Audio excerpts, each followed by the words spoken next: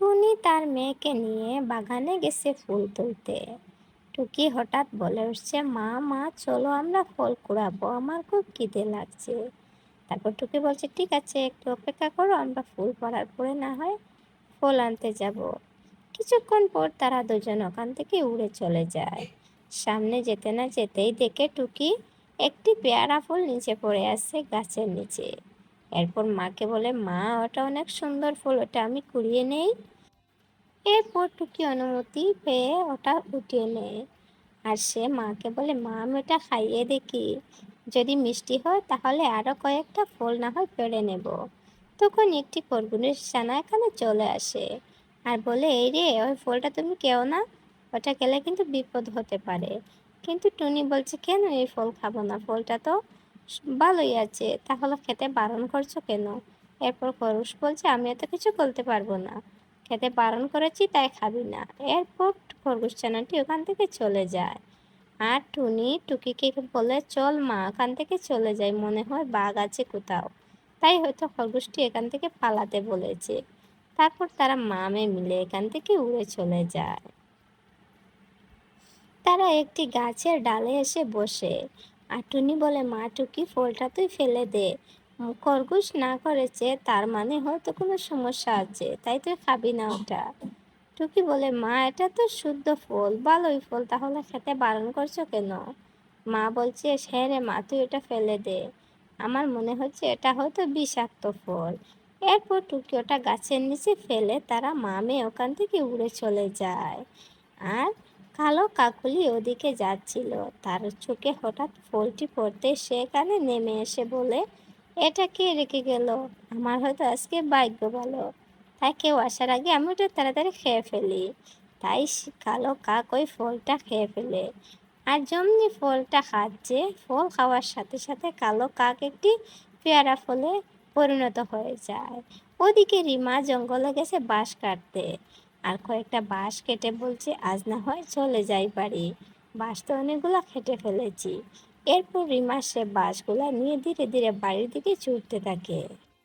আর পুকুর পাড়ে পেয়ারা গাছ থেকে রিমা ভাবে, একটা পেয়ারা আমি পেড়ে নেই। তাই বলে সে গাছের নিচে যায়, গিয়ে ভাবে আমার মেয়ের জন্য দুটো না হয় পেয়ারা ফল নিয়ে যাব। যখনই ফল পাড়তে যাবে তখনই একটি রাক্ষসী তার সামনে এসে হাজির। আর রাক্ষস বলছে, এই যে তুমি ফল খাবে আমার কাছ থেকে, তাহলে পারো আর খাও। আর তখনই রিমা অনেকটি ভয় পেয়ে যায় আর বলে, আমি আমি তোমার ফল খাবো না। আর সে চিৎকার করতে থাকে, কেউ আছো, আমাকে বাঁচাও, আমাকে রাক্ষস মেরে ফেলেছে, আমাকে রাক্ষস খেয়ে ফেলবে, কেউ আছো, আছো কেউ বাঁচাও। তখনই রাক্ষস বলে ওঠে, এই যে আমি কি তোমাকে ভয় দেখাচ্ছি নাকি মারছি, আমি তো কিছুই করছি না, তাহলে তুমি এমন করছো কেন, তুমি ফল খাবে তো খাও, বারণ করছে কে? এরকম বলার পর রাক্ষস সেই রিমা অনেকটা খুশি হয়ে যায় আর বলে, তুমি তো অনেক দয়ালু রাক্ষস, তাহলে আমি ফল পেড়ে নেব, নিয়ে বাড়িতে গিয়ে খাবো। কিন্তু রাক্ষস সেটা বারণ করে, যে এখানে খেতে হবে, তোমাকে বাড়ি নিয়ে যেতে দেবো না, তুমি এখানে দাঁড়িয়ে খাও, যদি স্বাদ লাগে তাহলে আরও খাবে, একটা না হয় বারবার খাবে। এরপর রিমা বলে, ঠিক আছে তুমি তো অনেক ভালো।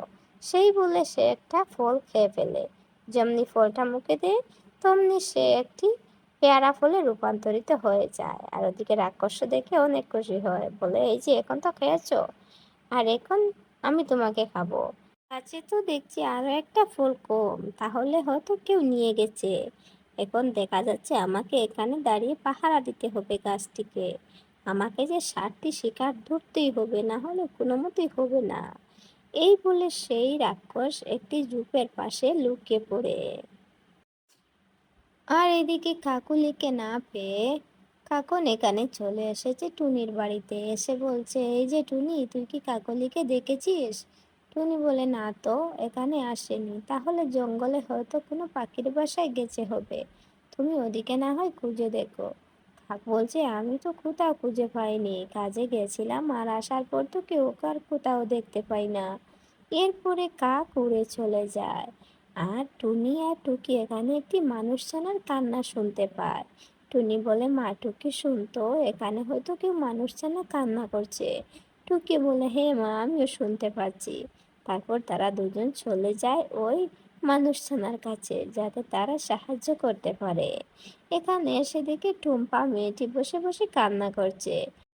টুনি জিজ্ঞেস করলে, টুম্পা বলে, আমার মা বাঁশ কাটতে গেছিল কিন্তু আর ফিরে আসেনি।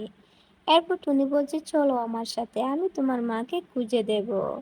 তারপর তারা তিনজন এখান থেকে রুমাকে খুঁজতে থাকে। জঙ্গলের সব পার্শ্ব খুঁজে ফেলেছে, কিন্তু রিমাকে কোথাও খুঁজে পাচ্ছে না। এরপর রিমাকে খুঁজে না পেয়ে তারা ক্লান্ত হয়ে একটি গাছের নিচে বসে থাকে। আর সেখানে খরগোশছানা চলে এসে বলে, তোমাদের কি হয়েছে? এই গভীর জঙ্গলে তোমরা কি করছো? এরপর টুনি বলে, এই মানুষ ছানার মা এখানে বাঁশ কাটতে এসে হারিয়ে গেছে, ওকে খুঁজতে এসেছি। তারপর খরগোশছানা বলে, যদি ওই পুকুর পাড়ের পেয়ারা খেয়েছে তাহলে আর কোনোদিনও বাড়ি ফিরবে না। এরপর টুনি বলে, কি আছে ওই পেয়ারাতে বলো তো দেখি, তুমি আগে আমাদের বলতে চেয়েছিলে। আর তারপর খরগোশ বলে, ঠিক আছে আমি বলছি। তারপর বলে, ওই পুকুর পাড়ের পেয়ারা গাছ হচ্ছে একটি রাক্ষসের পেয়ারা গাছ। ও প্রতিদিন এখানে একটি জাদু দিয়ে একটি পেয়ারা গাছের নিচে ফেলে রাখে, আর যে ওটা খায় সে পেয়ারা হয়ে যায়। টুনি শুনে অবাক। তারপর বলে, হয়তো কাকুলি দিদি আর ওই মানুষছানার মা ওখানেই বন্দি আছে সে রাক্ষসের কাছে। তুমি কি জানো ওখান থেকে মুক্তি হওয়ার উপায়? খরগোশছানা বলে, না আমি এসব কিছু জানি না, আমি শুধু অতটুকুই জানি। এরপর টুনি বলে, আমাদের তাহলে তান্ত্রিক বাবার কাছে যেতে হবে। এরপর তারা সবাই মিলে তান্ত্রিকের কাছে চলে আসে। তান্ত্রিককে সব কিছু খুলে বলে। তান্ত্রিক বলে, হে, এই রাক্ষসী তো অনেক বড় রাক্ষস, আমার জঙ্গলে এসে পাখিদের আর মানুষদের খাচ্ছে, তাহলে ওকে তো একটা শাস্তি দিতেই হবে। এই জলগুলো তোমরা নাও, আর ওই জলটা নিয়ে পেয়ারা গাছে আর ওই রাক্ষসের শরীরে তোমরা ছিটিয়ে দিও, তাহলে সে বশ হয়ে যাবে আর তোমাদের ক্ষতি করতে পারবে না। এরপর টুনি ওই পাত্রটা নিয়ে সবাই মিলে ওখান থেকে তারা চলে যায়। যেতে যেতে তারা সেই পেয়ারা গাছের নিচে চলে আসে। আর এসে একটা বুদ্ধি করে টুনি বলে, আমি গাছে উঠে পেয়ারা ফল পারবো, আর যখনই পেয়ারার শব্দ পাবে তখনই সেই রাক্ষস বাড়ি আসবে, আর তোমরা ওর গায়ে সেই পানিটা ছিটিয়ে দিও। এরপর টুনি গাছের উপরে উঠে একটি একটি করে পেয়ারা পাড়তে থাকে। কিছুক্ষণ পর রাক্ষস সেখানে এসে বলে, এই যে পাখি, তুমি এত পেয়ারা পারছো কেন? একটা তো খেয়ে দেখো, যদি স্বাদ লাগে তা না হয় আরেকটা পারবে। এরপর টুনি বলে, ঠিক আছে আমি না হয় নিচে নেমে আসি, নিচে এসে খাবো।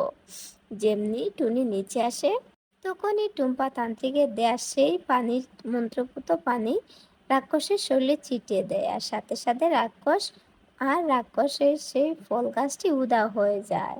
আর যারা যারা পেয়ারাতে বন্দি হয়েছিল সবাই এখানে বেরিয়ে আসে।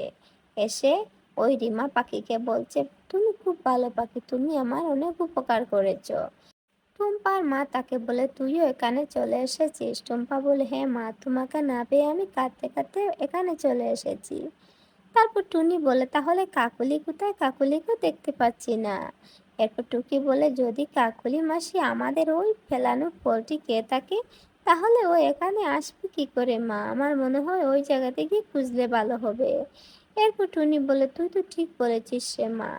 তারপর তারা সবাই মিলে এখান থেকে ওই ফেলে রাখা পেয়ারার কাছে চলে যায়। আর এখানে গিয়ে দেখে কাকুলি তার আগের রূপ ফিরে পেয়েছে, আর কাক এখানে এসে তার দুজন কথা বলছে। আর তখনই টুনি এসে বলে, সব দোষ আমার, আমি আসলে ওই ফলটা এখানে ফেলে রাখা উচিত হয়নি, ওটা মাটির নিচে পুঁতে দেওয়া ঠিক ছিল। কাকলি বলে, তুই এসব কি বলছিস টুনি? আমি তো কিছুই বুঝতে পারছি না। তারপর টুনি সব কিছু খুলে বলে। আর বলার পর কাকলি বলে, আসলে আমারও ভুল হয়েছে, সেখান থেকে ফল কুড়ে খাওয়া আমার উচিত হয়নি। এখন থেকে আর ফল কোথা থেকেও কুড়ে খাবো না।